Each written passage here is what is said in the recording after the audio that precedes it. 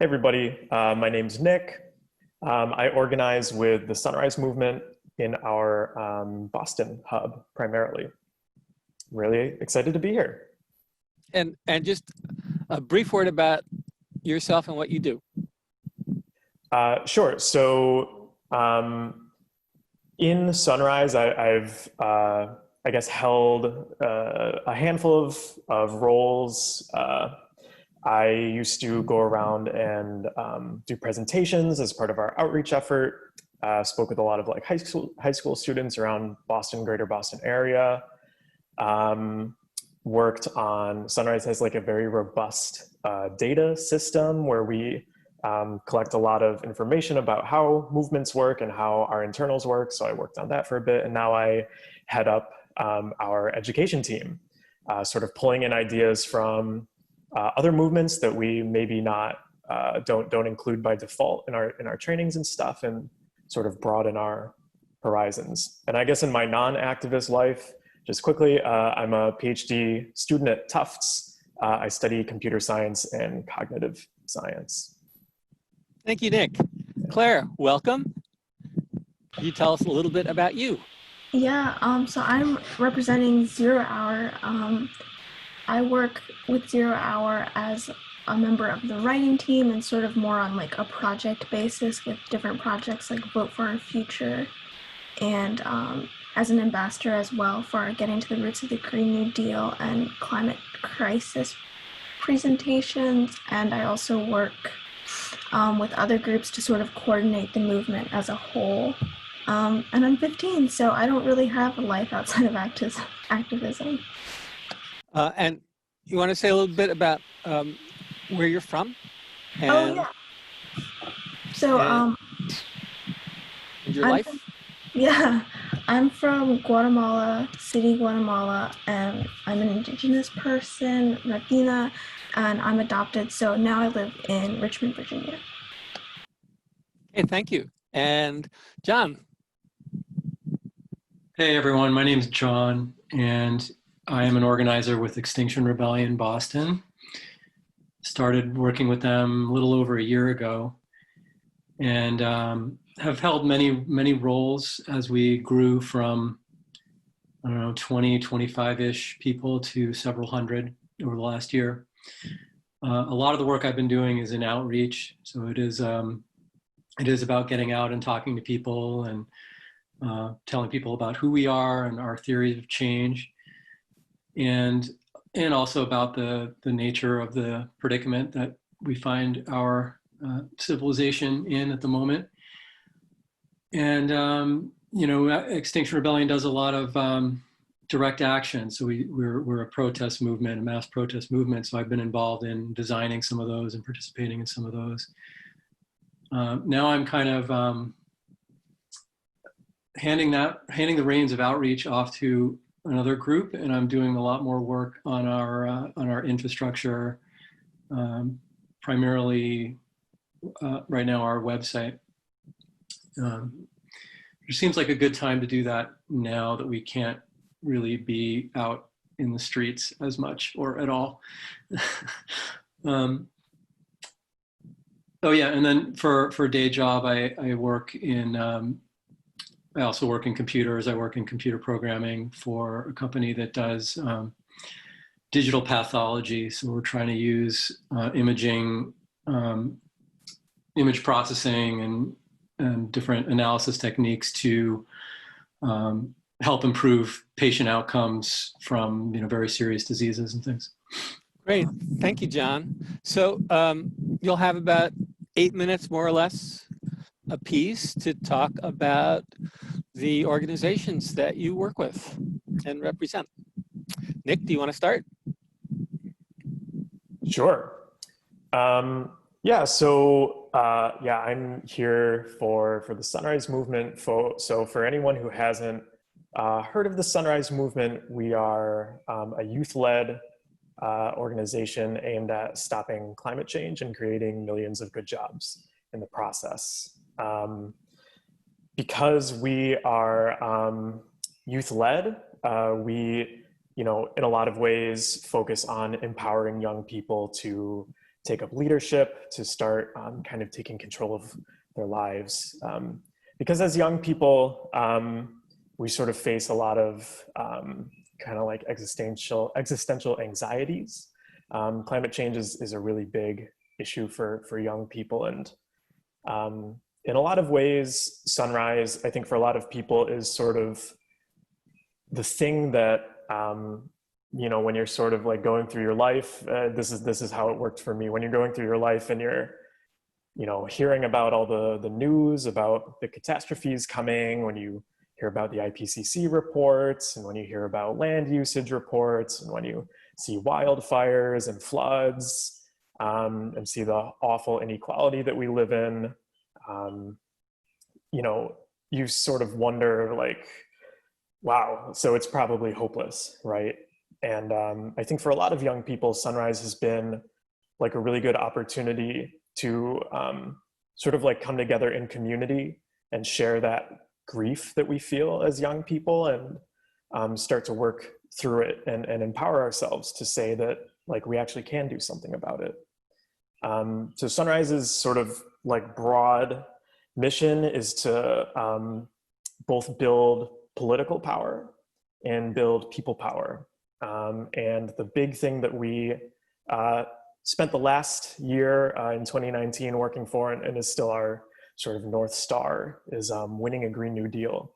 So we know that one of the steps, the Green New Deal is not perfect, obviously, and it does leave out some things that have been, pointed out by various groups who've put forth like the Red Deal, and some folks who have, especially like on the biodiversity side, who fought really hard to get biodiversity goals included in the Green New Deal where they weren't at first.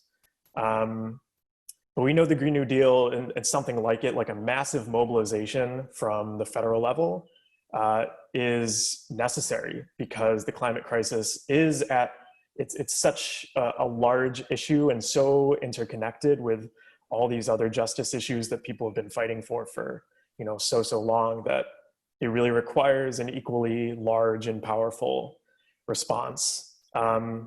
So sort of in building the political power and people power necessary for the goal, the reason that we do that is because I think, biodiversity for a livable climate is a really good example of this. Like in this call, and I'm sure like over the duration of the conference too, I'm sure you all have like seen that there are some really, really good solutions out there. Obviously nothing is a silver bullet, and like it'll take a lot of work from a bunch of different angles, but we know that there are steps that we can take that will start doing mitigation and reorienting really the way we live in a big way. That like the thing that's missing is that we're like stuck in this societal rut where we just perpetuate the status quo. There's a lot of political division. People don't really know that they have the power to do anything. So that's why we're focusing on building the political power by, championing, I don't know if that's a word, but pushing for leaders who will be our champions on the municipal level, on the state level, on the federal level, who will, support legislation that would start to combat this like intensely growing crisis, and who won't, deny that it's happening, and who won't, sort of be in the pocket of the fossil fuel industry, who have, as I'm sure all of you know, waged decades-long disinformation campaigns to sort of steer the conversation away from meaningful change. And then in doing that political power piece, we also build the people power by building people up, showing them that they can make a change, sort of like expanding the scope of democracy as we think about it, from just, like pulling a lever every 4 years to like, calling your Congress people to being out in the streets. Like John was saying with Extinction Rebellion, Sunrise and Extinction Rebellion, both focus on doing political demonstrations, big rallies. Sunrise had been a key partner to the youth climate strike effort in supporting our young leaders who have like led the way and led the charge on those like amazing strikes that like bring people's attention to the issue, set that like really clear moral framework of, you know, we're skipping school, we're skipping work because it's literally this important that we're going to strike and we're going to disrupt business as usual because it's so important and it's so big. So we do all this, and you know, I guess that's Sunrise in a nutshell. And we're still pushing towards a Green New Deal, even a little slightly changed in this era of COVID, where sort of as John was saying, we can't be out in the streets as much. So we're really focusing kind of more inward again. We're really pushing very hard for the People's Bailout. If anyone has heard of it, it includes a lot of very similar things to the Green New Deal, but like really focused on the issues at hand now, which are like a lot of the racial disparities that we see among the way that COVID impacts the society, pushing for mail voting, pushing for money to be put in people's pockets rather than corporations, et cetera. I really encourage people to check out the People's Bailout. And we're also, as an organization, really like deepening our roots. We're doing this thing called Sunrise School, where we're holding a bunch of classes that people can sign up for and become a part of to sort of learn about our political theory of change and how we're gonna go about doing it, and also learn good leadership skills. And I guess I've been timing myself, so I'm close, but the thing that I wanted to sort of end on is that like, we really appreciate being a part of like the biodiversity community as well, because while, you know, in pushing for a Green New Deal, it's not obvious that like young people's climate movements have biodiversity as much on their radar as other organizations, but we love to work with you all and acknowledge that one of the things that we talk about is we talk about movement ecology. So we know that like as Sunrise, we're not, you know, we're not gonna win a solution of the climate crisis by ourselves, right? We are not the climate movement. We're just like an organization that's part of it. So sort of like running with the biological metaphor, like in this whole ecosystem of movements, like we want to push that political niche to make it more possible for people to win, you know, biodiversity efforts to bolster up that political will, so people are more ready to take matters into their own hands and really fight for the change that we need. So, thanks. Thank you very much, Nick. Claire? Okay, is it okay if I share my screen? I have, Of course, a small little PowerPoint.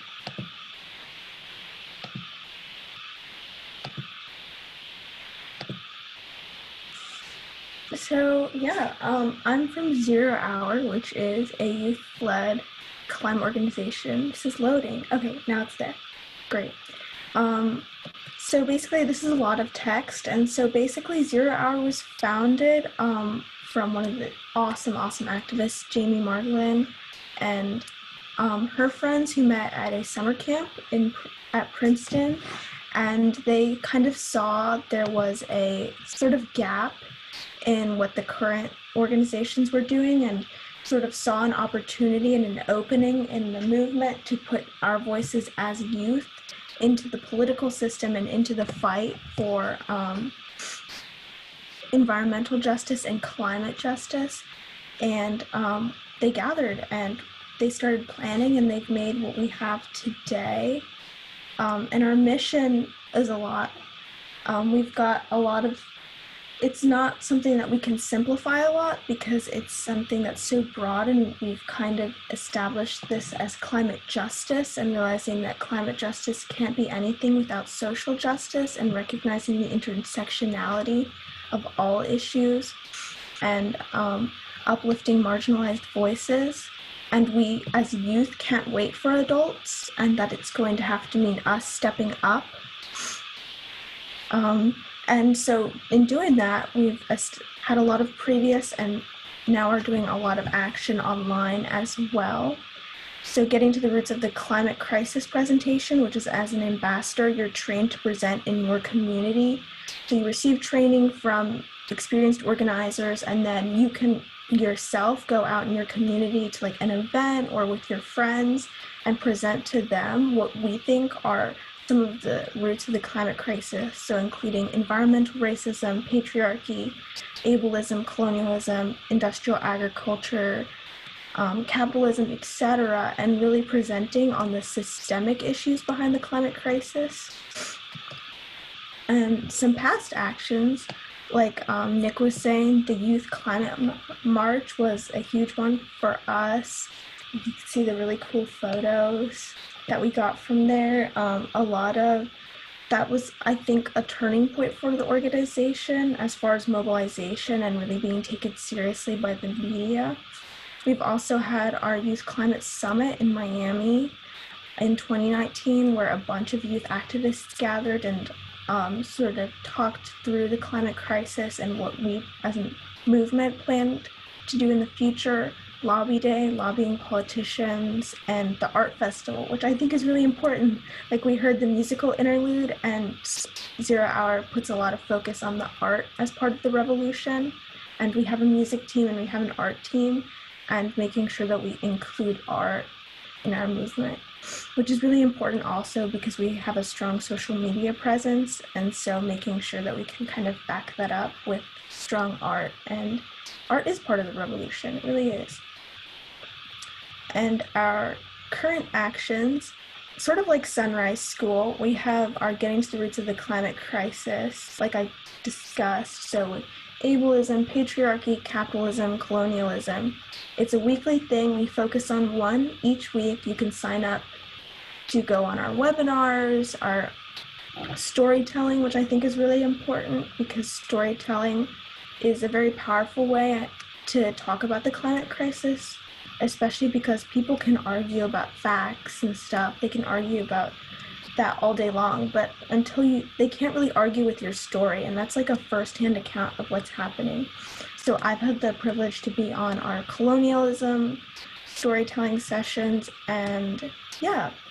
And we also had Earth Day 50, Earth Day Live, which was not what we thought it was going to be, I don't think, but it was really important for the movement, I think, to learn more about digital organizing and being more inclusive to the disabled community and others. On Earth Day 50, we launched Getting to the Roots of the Green New Deal.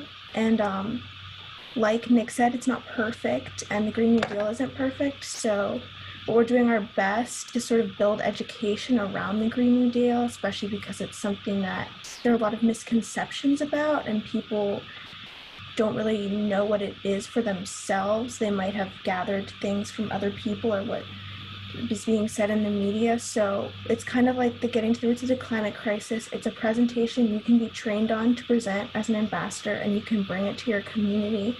And it goes through myth busting and what is the Green New Deal exactly, and how we can get to implementing it. We've also been doing a lot on our Medium, highlighting our team members, trying to make sure that we uplift Indigenous voices, which has been something that the movement has paid more attention to after the Wet'suwet'en crisis in Canada, which is still going on, and realizing along the lines of biodiversity that Indigenous people protect most of the world's biodiversity, and we've, as Indigenous people, had a long-lasting relationship with nature, and we've realized for a long time that it's something that can't be commodified and can't be priced, and so protecting Indigenous voices and making sure that we highlight them in a way that's not speaking for them, but instead is saying, here is our platform, please share your story. And speaking on panels has also been really important. Like, a lot of conferences have gone virtual now, and we're trying to make sure that we can engage with a lot of other movements, especially because I feel like the adult movement and the youth movement don't connect as often as we should, and making sure that we can share advice and share our movement, because that's how it's going to happen. It's not going to be the youth movement that gets it done. It's going to be both of our movements. And partnerships with groups, getting National Children's Campaign partnered with us on Getting to the Roots of the Green New Deal, and so making sure that we're also partnering and uplifting every movement's work. And fighting for a people's bailout as well. Partnerships are really important to us, so it's not always going to be about our organization, and it's always going to be about uplifting everyone else's work and including our own. And we have a podcast now, which I think is super cool, kind of new. So we, along with the Getting Through to the Climate Crisis Weekly, we have a podcast where we kind of talk through the issues with people who know a lot about them. So we've had patriarchy and colonialism, and it's kind of a new way to engage with people, especially because podcasts are something that are very popular nowadays, and we're always trying to bridge our organization to other people in new ways.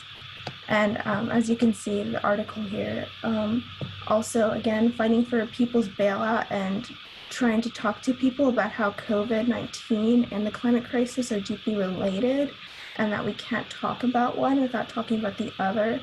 And so writing the curriculum for a just transition, and Earth Day Live was something that was, it changed the movement, and we're going to learn from it. And even if it wasn't what we thought it was going to be in terms of a physical action, I know personally it was a very different experience for me as an organizer, and so learning how to digitally organize, and digital organizing is something that we're definitely going to focus on in the future.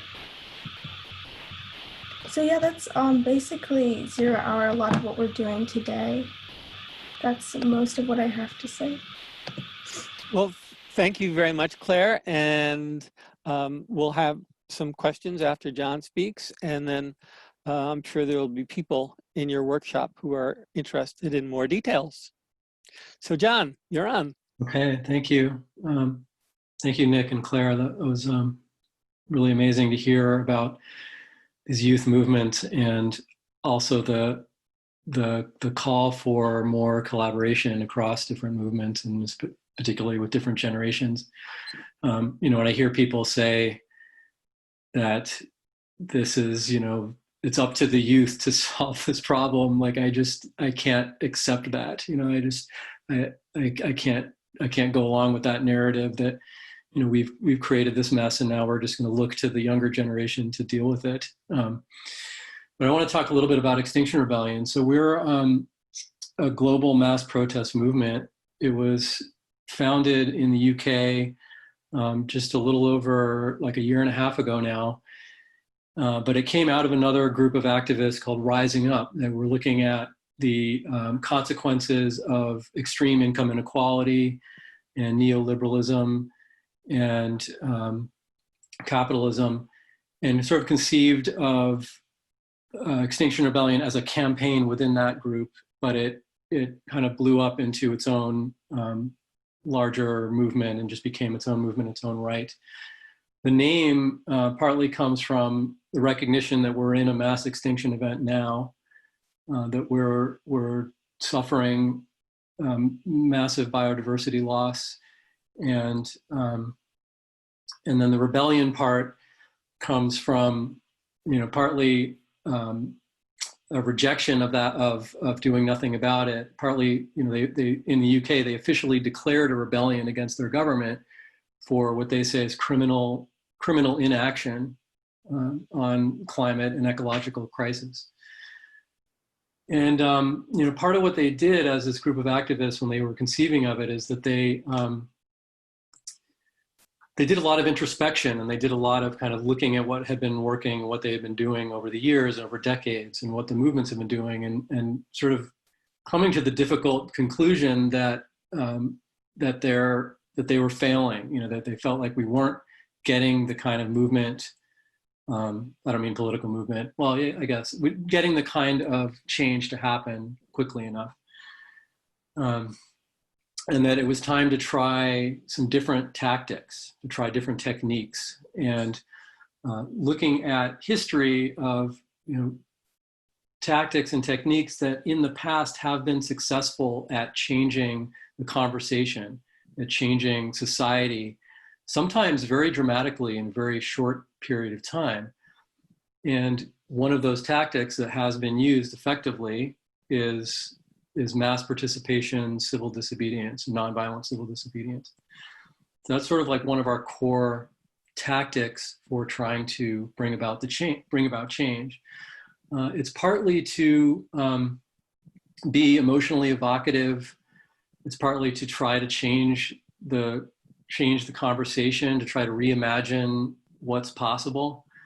It's partly what we see as our role in a way in this movement, is to bring about a sense of urgency, which it's one of the challenging things about this issue is that it's sort of slow moving, right? Like it seems like it's, I mean, even for my own consciousness, if you'd asked me about this crisis 4 or 5 years ago, I would have said it's, years and years away, until more recently coming to the realization that no, it's actually right now. It's actually happening right now. It's not decades away, it's today. So we're trying to bring that sense of urgency and alarm. I do our Twitter account, and so my pinned tweet right now is, people are calling us alarmists, but that's actually not true. We are the alarm. So we try to act as the human alarm. If people aren't feeling the sense of a crisis now, we want to kind of create a crisis now. Get it in the consciousness and get people talking about it. So it has had huge success in the UK. It's really pretty amazing. They were able to mobilize tens of thousands of people to disrupt the City of London and occupy it for 2 weeks last April. At the end of that, the UK was the first major government in the world to officially acknowledge that we're in an emergency, to declare an emergency. And subsequently, and these are, small steps, right? So it's like, okay, well, now what are you going to do? But subsequently, they have declared a ban on fracking in the country. They recently announced that they're going to stop a plan to expand Heathrow Airport. These are the kinds of things that politically, a year ago, people thought would never happen. People were asking for it and talking about it, but people thought that's impossible. That will never, ever happen. In our messaging, we do talk about a lot of the same themes that Nick and Claire brought up about the intersectionality of the crisis, about system change, about degrowth. We also do talk about a regenerative culture and the recognition that it's not enough to just stop harm from occurring, but we also need to heal. We need to regenerate both our planet and our ecosystem, but also ourselves and our own sort of psychological damage from living in this broken system of like this, individualism and drive to compete all the time. So yeah, I mean, I don't know what else to say about it. I mean, I'm personally been, a little bit, both inspired by a lot of the new movements and about what we've accomplished in the last year. And then also I'm very hard on myself and often sort of frustrated by the lack of involvement that I see in our society.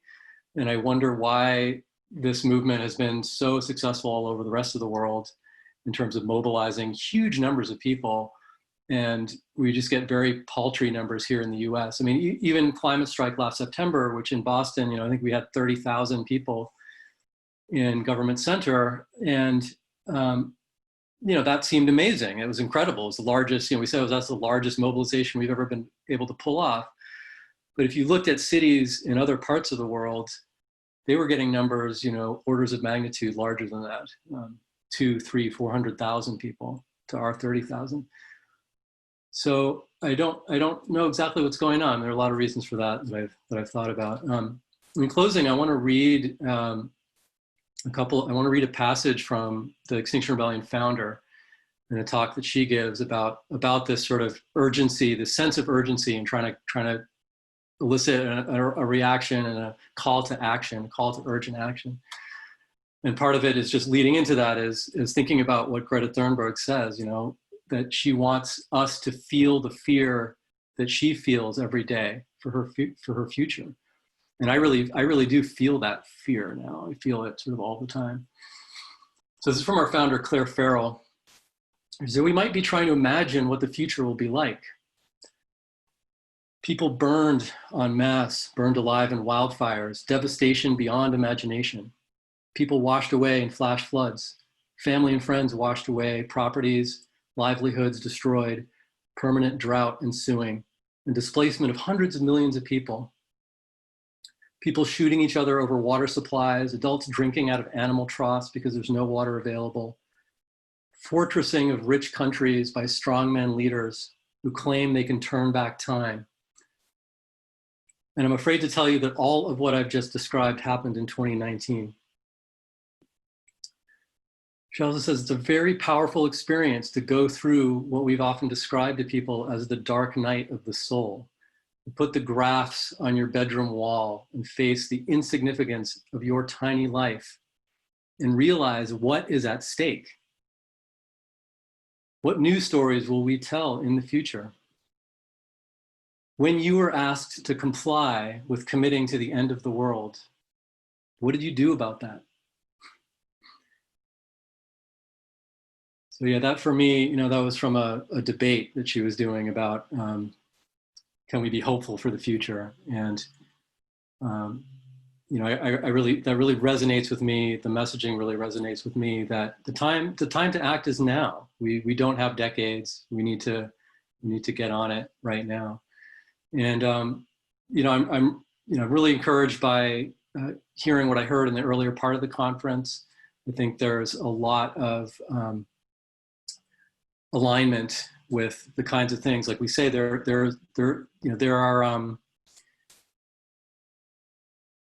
are many solutions. I think Nick touched on this too. There are many things that we know that we can do, and many approaches that we can apply to this problem.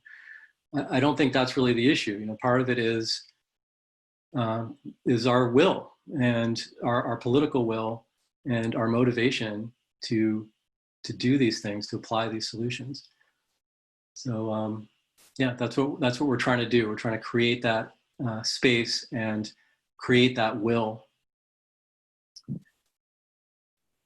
Thank you, John. Yeah, thank you. When I first heard of Extinction Rebellion, what struck me more than anything else is that you were using the word extinction as applied to humans as well as all the other species that we more casually talk about as going extinct. And I think that was a very important step. So now we have a few minutes for questions, and then we'll split out into workshops. So please address the speakers and speak up. And Bio for Climate team, please leave lots of space for people who aren't part of our team, our direct team.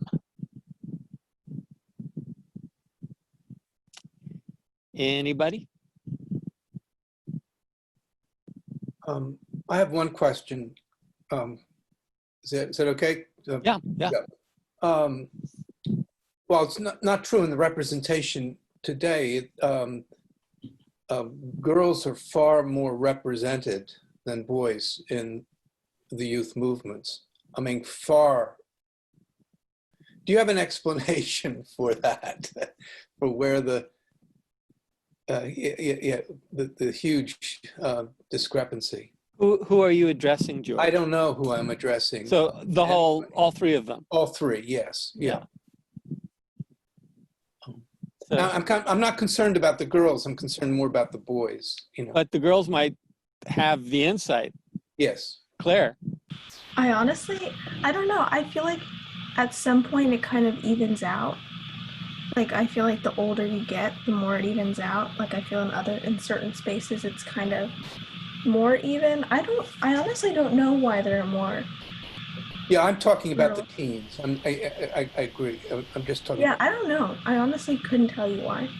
Do you think it's a problem? I feel like climate change will impact women the most. Like, it will disproportionately impact women, and that will hurt a lot of women based on race and class. And so I think I definitely want to get more boys involved in climate activism, but I do think that also that women should be at the forefront of the movement as well. So does it make it easier for women to take over if there are fewer men around? I know all of Zero Hour is mostly women of color, and I think we've established a pretty good leadership structure within that, making sure that we have different caucuses for different minorities and certain organizations that I'm also part of. So caucusing with Indigenous people and people with disabilities, and so making sure that there's no one person that has ultimate authority over everything is really important. Making sure that our movement is decentralized. I mean, kind of Are you on a talking theme. about democracy? I mean, I guess I was talking more about with Zero Hour, but I guess it could be more about democracy if you wanted it to be. Great. Were you going to say something, George? Yeah, I wanted to add sort of on a similar theme. You know, there's we were talking about gender diversity, and then there's other diversity in our movement. That's one of the things that Extinction Rebellion's really struggled with. You know, in the U.S., we're pretty white. I think we have a pretty good representation of men and women, at least in our chapter. When it came to the U.S., we added an additional demand to the core 3 original demands, which was about really addressing the social and economic justice piece and recognizing, the climate justice part of it. And now there's actually a small, sort of a rift happening in the U.S. in our organization around that. So it's been, it's been really, really difficult. That's why, I'm really encouraged by the suggestion or call to communicate more amongst ourselves and do more collaboration amongst ourselves, because I think we can learn a lot from each other. I would like to say that I've been involved to a certain extent with all 3 groups. Actually, Zero Hour was my first introduction, and Extinction Rebellion is got a distinction of being cross-generational, intentionally, I think. But Zero Hour and Sunrise are welcoming of people who are diverse age-wise as well. So it's clearly the youth there that are taking the leadership, and as it should be, but older people are certainly welcome too. So Nick, did you have something you want to say about the gender question? Yeah, sure. The male-female question, actually. Yeah, different from sure. gender. Sure. Yeah, I mean, I think it's obviously it's a complicated question, but maybe something that might lend some insight into it is, one of the things we talk about in Sunrise, and I'm sure in Zero Hour as well, and Extinction Rebellion, is one of the biggest barriers we face are just so many systems of oppression that exist in our culture. And I think, when you think about gender particularly, we do live in, a pretty patriarchal society where in a lot of cases, men, and especially young men, kind of fall into this culture of not caring, where it's kind of cool to not care. But it's considered kind of I don't know, feminine to care, right? Some people write about the fact that we numb boys and men so emotionally, so they can be more prepared to do things like go to war and commit violence. And I think sort of what John said, in the US in particular, we do live in this strange culture where I think we're much more oppressed and repressed than we realize, where we don't really turn out for mass mobilizations, and we're very, very, very stuck in our ways and our ruts. And so I think part of the answer would certainly be to explore systems of gender oppression and wonder why, psychologically. yeah, women are far better and more able to take on leadership roles and execute them with like way more efficacy in some cases than young men. Well, both Sunrise and 0 Hour were started by women, young women. So I think that says something, and women were a significant part of Extinction Rebellion's beginnings as well.